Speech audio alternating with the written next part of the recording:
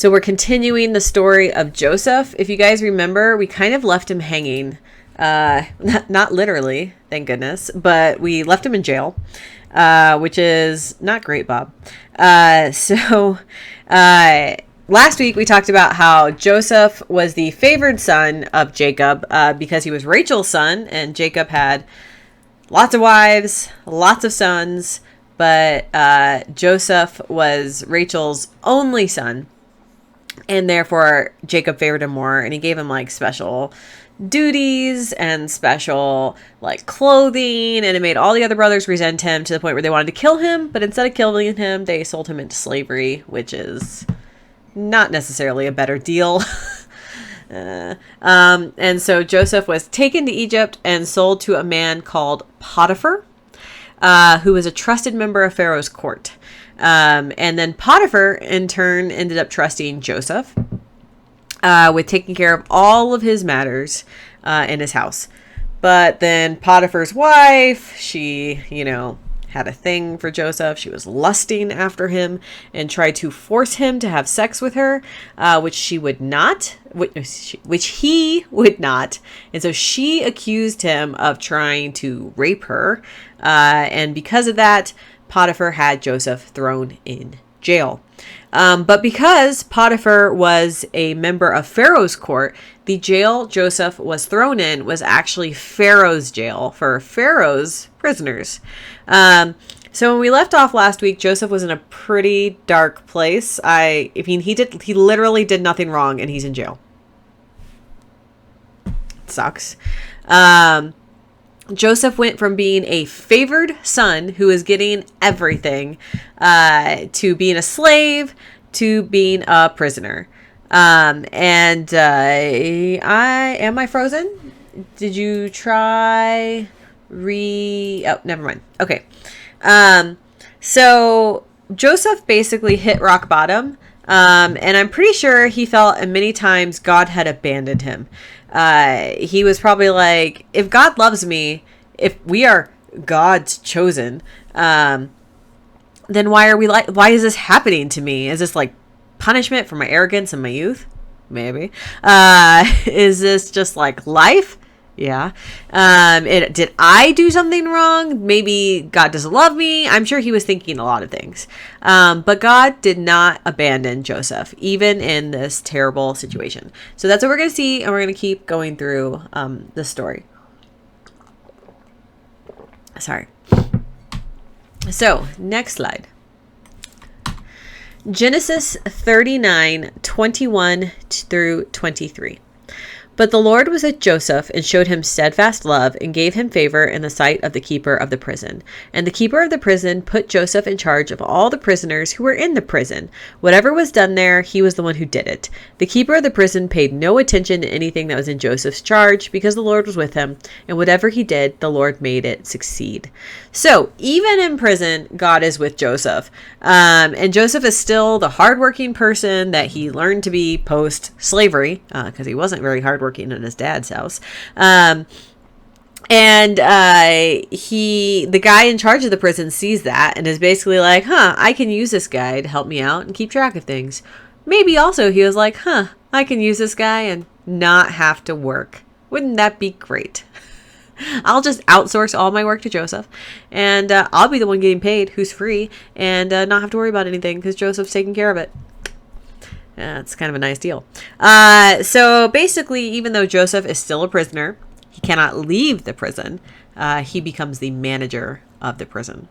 So I am sure this is not the life Joseph envisioned for himself when he was your age.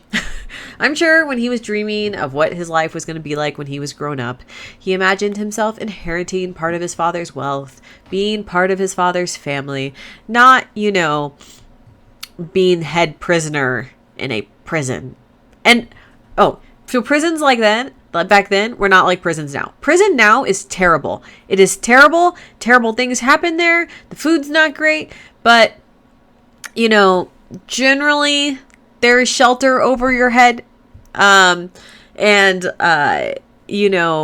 try to, we don't always do a good job of it, but we try to make sure prisoners are treated well. Back then, there were no rules. Nobody cared about whether prisoners were treated well or well fed or, had anything to sleep on. Basically, if you died in prison, they were like, you die in prison. Whereas today, we don't just let you die of neglect in prison generally. So yeah, this prison is the most terrible thing you can ever imagine. It's probably literally like a hole in the ground. So like a dungeon. Imagine it more like a dungeon than a prison. That's probably more accurate. Better word choice. Anyway, so in this new position where Joseph is in charge of the prison, 2 new prisoners come in. One is the chief cupbearer, and the other is the chief baker for Pharaoh himself. They're both Pharaoh's employees. These 2 guys work directly for Pharaoh, who is the head of all of Egypt. And for one reason or another, we don't really know why, they were sentenced to prison by Pharaoh. So you guys know what a baker is. They bake bread, they bake things. Pretty obvious. But a cupbearer may not be super clear to you as to what that person's job is. A cupbearer is literally the person who holds Pharaoh's cup. Right now I am Mandy's cupbearer, me being Mandy. But if Trevor was standing here holding my cup, he would be my cupbearer. So you might wonder why this is a job that needs to be done. Why do you need people holding your cup? And it's not just because Pharaoh is so powerful that he can afford to have people standing around holding his cups. I mean, I'm sure that's part of it. But there's actually a practical reason for this job. Pharaoh is literally the most powerful person in all of Egypt. He's viewed as a god. And Egypt is basically the superpower of the ancient world. So he's the most powerful man in the most powerful country in the world at this point. And I'm sure there were a lot of people who wanted to kill him. Either people in his own court, right? Maybe even his own brother, who's well, if I off Pharaoh, then I become Pharaoh, right? Neighboring countries probably trying to buy people off to kill Pharaoh. I'm sure there are lots of reasons to kill Pharaoh. So the cupbearer, the easiest way to kill someone is to poison his drink, especially back then, right?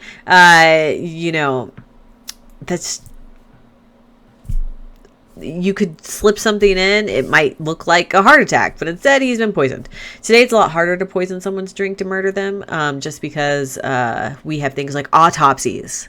So they will know. They didn't have that back then. So the cupbearer's ultimate job is to make sure Pharaoh's cup is not poisoned.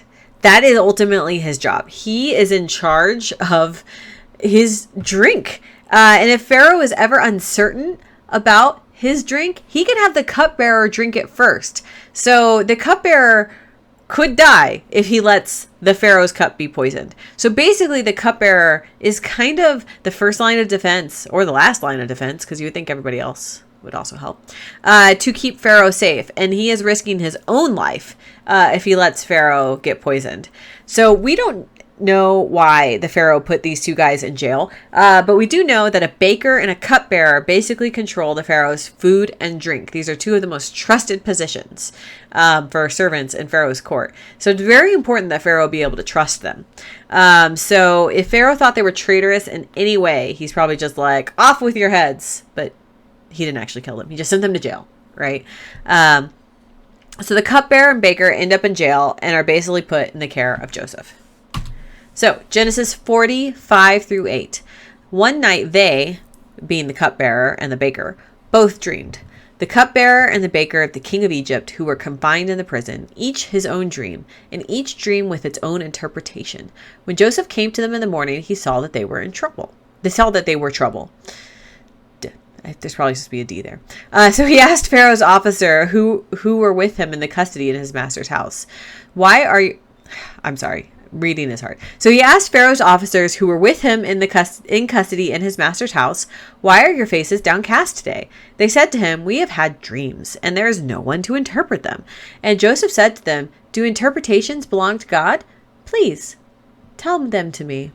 So basically both these guys have weird dreams. And unlike today, where we know if you have a weird dream, it's just because your brain is like, freaking out at night. It's how your brain processes information. Back then, they had a lot of assumptions about their dreams being like visions, right? And so they thought these dreams might mean something. And I'm sure occasionally people had dreams and they're like, that clearly doesn't mean anything. But occasionally they had a dream and they're like, oh, this is really like important. And so normally they take it to a priest, right? But there's no priests in prison. And it's Egypt, Egyptian prison. They can't just walk out and go down to the, I don't know which priests of which god would have helped them interpret dreams, but they can't just walk down to there. So Joseph is going to check up on them, and they're like, he sees that they're just like troubled by their dreams. He's like, what's up, guys? And they're like, we've had just these bad dreams, and it would be nice if someone could interpret them for us. And Joseph's like, what?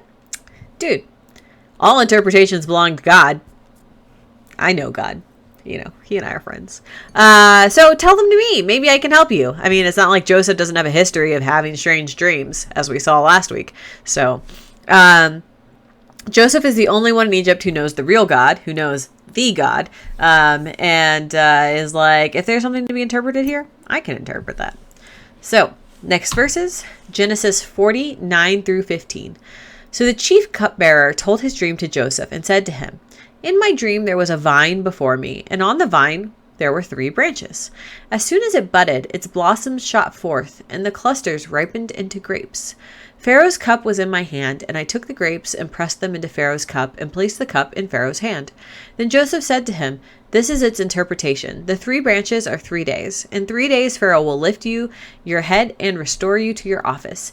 And you shall place Pharaoh's cup in his hands as formerly, when you were his cupbearer. Only remember me, when it is well with you, and please do me kindness to mention me to Pharaoh, so get me out of this house.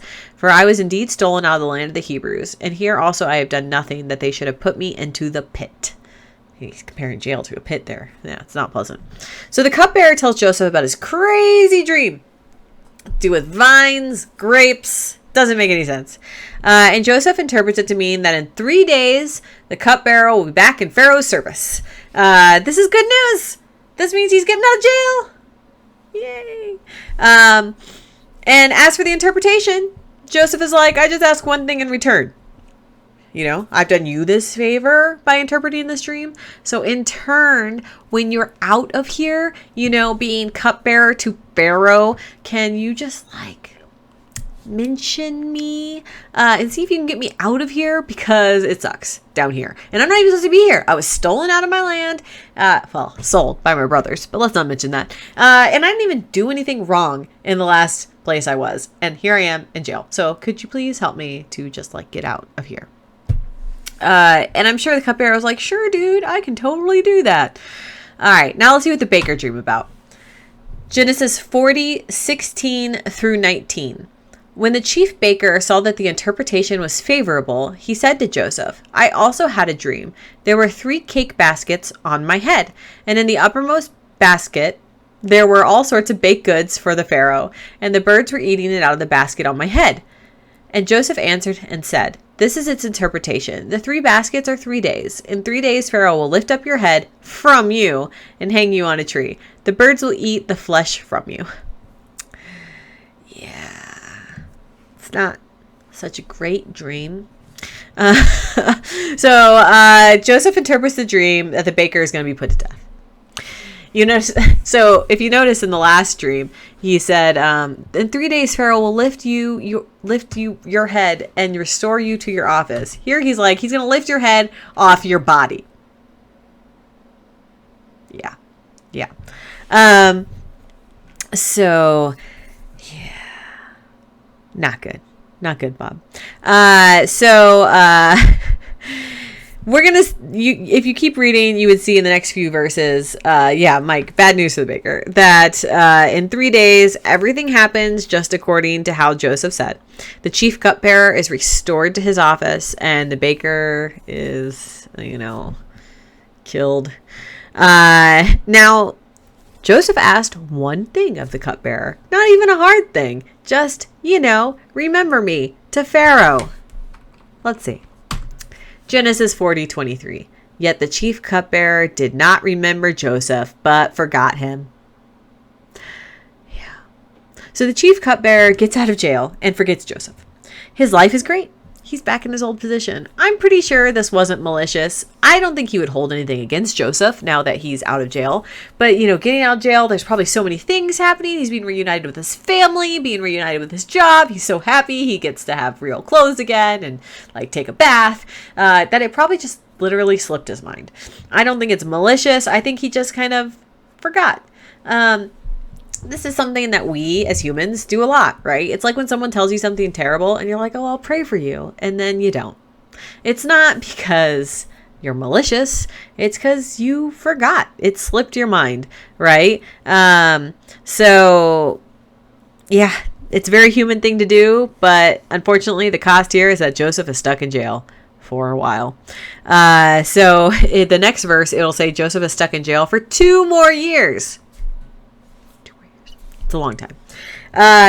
So because the cupbearer got busy, Joseph suffers. When you promise someone you'll do something, it's important we actually remember to do it, that we follow through, right? Especially if somebody is waiting on us. This is an extreme example, but our thoughtlessness and forgetfulness can actually hurt people. So that's something to keep in mind, right? So for 2 years, Joseph is in jail, and the chief cupbearer is serving the Pharaoh. Genesis 41, 1 through 8. Delicious tea. After 2 whole years, Pharaoh dreamed that he was standing by the Nile. Typos, guys. I don't usually typo this bad. I am sorry. He was standing by the Nile. And behold, there came out of the Nile 7 cows, attractive and plump, and they fed in the reed grass. And behold, 7 other cows, ugly and thin, came out of the Nile after him, and stood by the other cows on the bank of the Nile. And the ugly, thin cows ate up the 7 attractive, plump cows. And Pharaoh awoke, and he fell back asleep and dreamed a second time. And behold, 7 ears of grain, plump and good, were growing on one stalk. And behold, after them sprouted 7 ears, thin and blighted by the east wind. And the thin ears swallowed up the 7 plump, full ears. And Pharaoh awoke, and behold, it was a dream. So in the morning his spirit was troubled, and he sent and called for all the magicians of Egypt and its wise men. Pharaoh told them his dreams, and there was none who could interpret it. Yeah, I feel like these guys aren't very smart that they can't interpret these dreams. Feels pretty straightforward to me, but hindsight's 2020. So Pharaoh has 2 crazy dreams that are almost identical. In his dreams, there are 7 healthy cows, munching along, and then these ugly, thin cows come and eat them. That would actually be really horrifying to dream about, cows eating cows. I'm glad I didn't have this dream. And then the second dream, it's the same thing, but it's ears of grain. So you can imagine this like an ear of corn, though obviously they didn't have corn in Egypt because corn is a product from America. You get 7 good ears of grain, and you have 7 bad ears of grain, and the 7 bad ears eat the 7 good ears. Do these grain have teeth? This dream might have been really horrifying, you guys. I don't even know.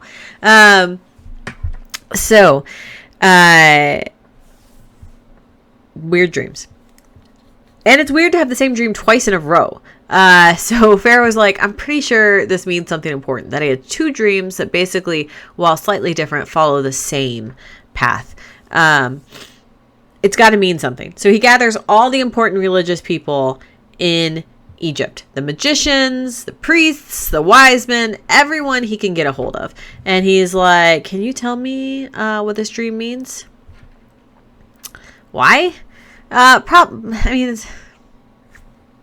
don't know why they couldn't interpret it. Seems pretty straightforward to me. But once again, hindsight's 2020. It seems like, there's going to be 7 bad things, and then there are 7 good things, and then 7 bad things. Now, maybe that's too vague. Pharaoh didn't like that vagueness. Maybe God closed their eyes and didn't enable them to interpret this dream. I don't know. But it's definitely a weird dream. And Joseph did say all interpretations come from God. And so the magicians and religious people of Egypt were not very familiar with God. So, at least not Joseph's God. So that probably has something to do with it. So it's at this point, the cupbearer, who remember is basically by Pharaoh's side all the time, remembers Joseph. After 2 years, he remembers this kid who interpreted his dreams in jail. I'm sure Pharaoh is talking about all these things. He's like, oh, remember when I had that dream? Remember that guy who interpreted it? Joseph. Oh my gosh, Joseph, I made you a promise and I completely forgot. That's probably how that thought process went. So he's basically like, hey, Pharaoh, remember when I was in jail? I don't really want to mention that to you because, I don't want you to put me in jail again. But remember when I was in jail and I was there with the baker? There was this young man in jail named Joseph. And we both had these weird dreams and he interpreted them. And lo and behold, they became true. I came back. The baker was killed. He knew something. At this point, Pharaoh is pretty desperate for an interpretation of this dream. Personally, I would have been like, meh, whatever. But I'm sure the sense of urgency related to the dream probably comes from God, because this is a dream from God that it will later see that God does want Egyptians to know about. So Pharaoh is like, okay, let's get this kid out of jail and bring him before me. So Genesis 41:14-16. Then Pharaoh sent and called Joseph, and they quickly brought him out of the pit. And when he had shaved himself and changed his clothes, he came in before Pharaoh. And Pharaoh said to Joseph, I have had a dream, and there is no one who can interpret it. I have heard it said of you that when you hear a dream, you can interpret it. And Joseph answered Pharaoh, it is not in me. God will give Pharaoh a favorable answer. Typos everywhere. So, in order for Joseph to come before Pharaoh, they have to clean him up, right? Because he's been in jail for 2 years. He has not had a bath in 2 years. His clothes are probably rags. And you can't let someone appear like that before Pharaoh. You don't go before the Queen of England, unwashed and in rags, right? You go wearing your best. So the people clean him up. Whoever's in charge of getting Joseph from jail to Pharaoh, they clean him up, and Joseph's probably like, oh, it feels so good to shave and wear different clothes, take a bath. So they make him presentable. He comes before Pharaoh, and once he's there, Pharaoh's like, hey, I've heard you can interpret dreams. It would have been really easy for Joseph at this point to be like, oh yeah, I'm the best.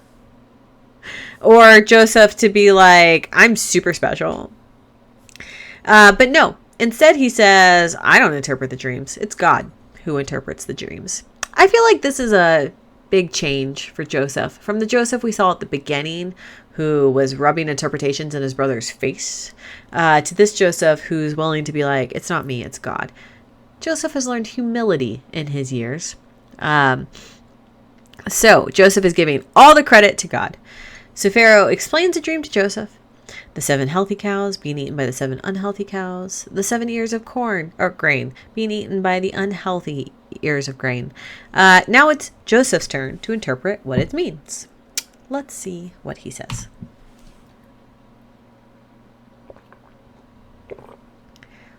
Then Joseph said to Genesis 41:25-36. Then Joseph said to Pharaoh, the dreams of the Pharaoh are one. God has revealed to Pharaoh what he is about to do. The 7 good cows are 7 years, and the 7 good ears are 7 years. The dreams are one. The 7 lean and ugly cows that came up after them are 7 years, and the 7 empty ears blighted by the east wind are also 7 years of famine. It is as I told Pharaoh. God has shown to Pharaoh what he is about to do. There will come 7 years of great plenty through all the land of Egypt.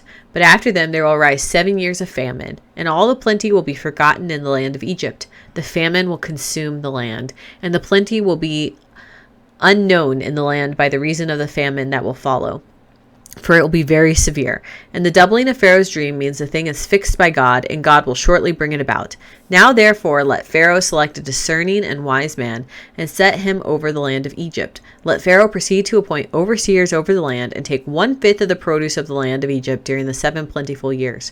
And let them gather all the food of these good years that are coming, and store up grain under the authority of Pharaoh for food in the cities, and let them keep it. That food shall be a reserve for the land against the 7 years of famine that are to occur in the land of Egypt, so that the land may not perish through famine. So Joseph interprets the dream, and he says in the dream, God is warning Pharaoh about what's going to happen, that there will be 7 years of plenty and 7 years of famine. He says because the dream happened twice, that means God's not going to change his mind, that this is happening. All right. So let's talk about famine for a moment, because that's not something that we're super familiar with here in the modern world. Famine basically means a lack of food. Famines usually happen when the weather is bad, and there's a drought, or excessive rain can also cause famine. Either of those things can be super bad for crops. And without crops, there is no food. Now, here in the modern world, we don't experience famine a lot. We just go down to the store and you can buy a box of crackers, right? We're in drought all the time here in New Mexico. And we're not seeing a lot of lack of food. That's for a number of reasons. One, we live in a large nation with a diverse climate. New Mexico's climate is drastically different from New England's. If we have drought here, they're probably not having drought in New England, right? We're in drought. Florida's getting hurricanes, right? But most of America's food comes from the middle states, and that area is generally considered the breadbasket of our country, the Midwest and the Plain states.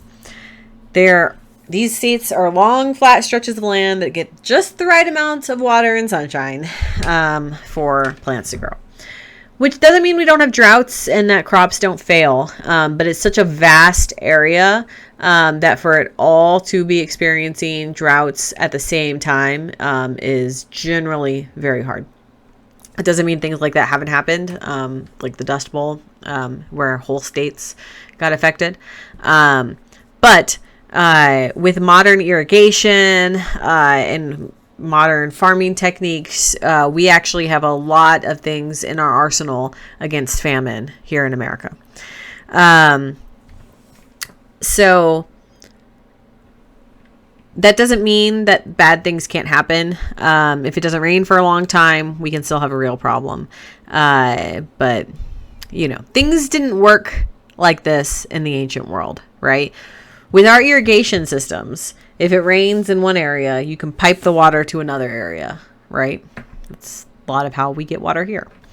But back then, they didn't really have irrigation. They had the most basic understandings of it, which is mostly creating downhill ditches to run water from the Nile River to other places, or to capture water from the Nile River when it flooded.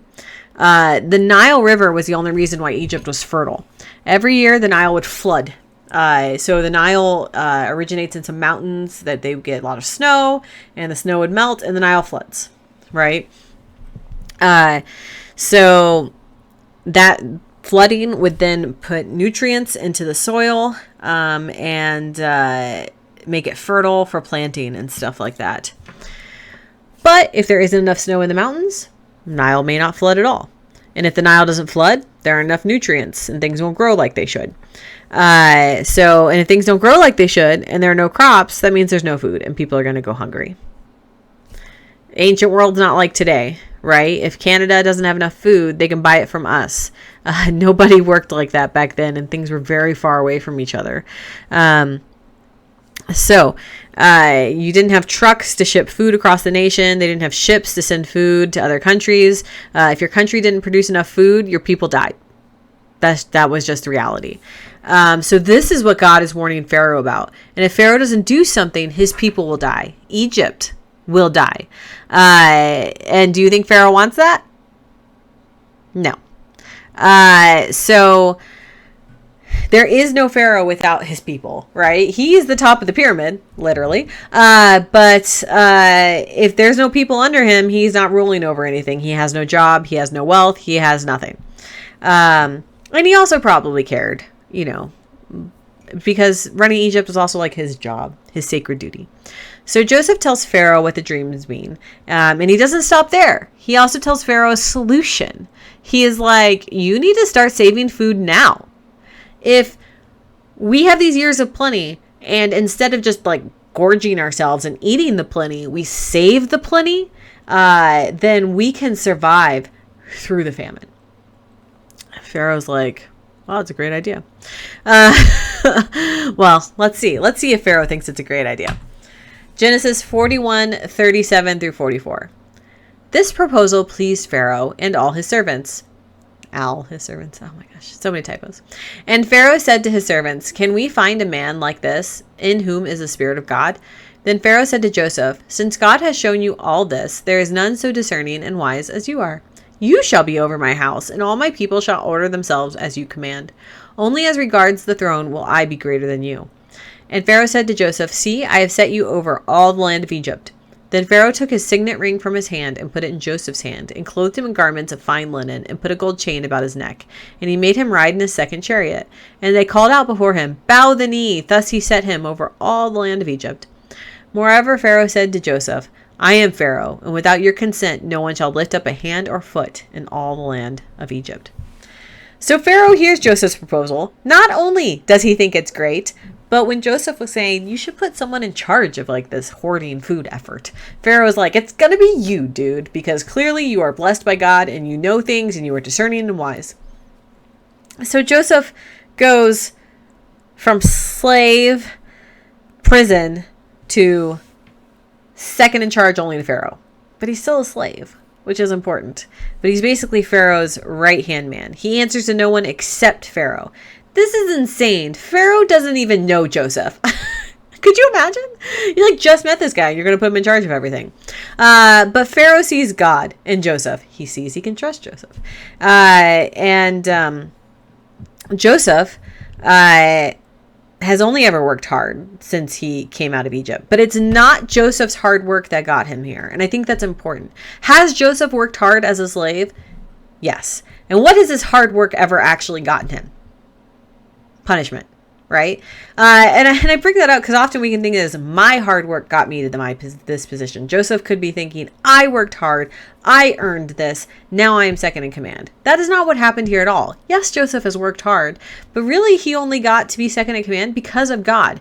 Because God allowed the cupbearer to be put in jail while Joseph was there. Because Joseph met the cupbearer. Because the cupbearer remembered Joseph. Because Pharaoh had a dream. All of these things are completely out of Joseph's control and are because of God.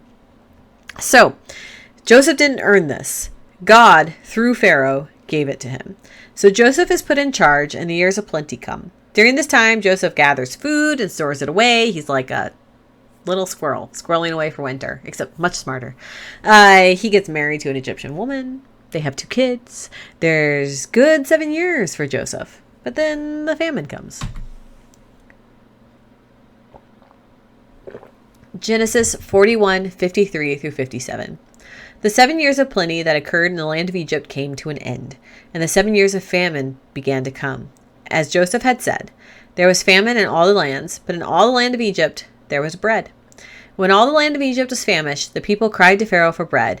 Pharaoh said to all the Egyptians, "Go to Joseph. What he says to you, do." So when the famine had spread over all the land, Joseph opened up all the storehouses and sold to the Egyptians, for the famine was severe in the land of Egypt. Moreover, all the earth came to Egypt to Joseph to buy grain, because the famine was severe over all the earth. So the famine comes, and Joseph is in charge of the food. The people cry out in hunger, and Pharaoh sends them to Joseph. Now imagine if Joseph hadn't stored that food. The people would be crying out for food, and Pharaoh would have nothing. Governments get toppled over this sorts of stuff. Bread riots are super common in history. If you Google bread riots, there have been a lot. If people are hungry, they will take down the rich and wealthy. Because starving people only have one concern in life, and that is food. Feeding their families and surviving. And if they think the nobility is hoarding food for themselves, looking at you, the French during the French Revolution, then this usually results in violence and the downfall of that nobility. But Pharaoh had heeded God's warning, and he was storing the food, and he wasn't storing it just for himself. He was storing it for all the people. So Joseph is now dispensing it to the people so they won't go hungry. According to these verses, it says the famine is everywhere, over the whole world. So it probably wasn't really the whole world. But back then, people really weren't aware of much of the world outside of the ancient Near Middle East. So was there famine in China?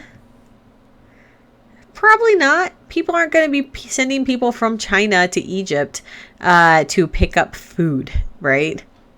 Mike said, Richmond Bread Riot, also called the Richmond Women's Bread Riot, in Richmond, Virginia on April 2nd, 1863, that was spawned by food deprivation during the American Civil War. Yep. The Richmond Bread Riot was the largest civil disturbance in the Confederacy during the war. Yeah, These things happen. So when it says all the earth came to Egypt here, or the famine was severe over all the earth, what it really means is the near Middle East, the earth as they knew it, the world as they knew it. There probably wasn't famine in the Americas, right? But it's not like you can get food from the Americas to Egypt back then. That's just not going to happen. Mike says he has to leave church. Have a good week. Bye, Mike. And so, but the people in the near Middle East, all the places we've talked about in the past few weeks, where Abraham is from, Haran, where Laban lives, and even Canaan, were suffering from this famine. They had no food, but Egypt did. So people from all the places were traveling in Egypt in hopes of finding food, and they all had to come to Joseph. This would include Joseph's family in Canaan, his brothers who sold him into slavery. Is Joseph going to be happy to see them? Are they going to be happy to see him? Are they going to recognize him? We're going to see next week. So next week we will finish the story of Joseph. I think one of the important things about this part of the story is God used Joseph wherever he was for God's purpose. Joseph in his time in jail, or Joseph and his right-hand man. Both of those were used to God's purpose. All parts of Joseph's journey help him to get where he is, Pharaoh's right-hand man, saving the Middle East from famine. And that was God's plan. So that is actually the end of today's lesson.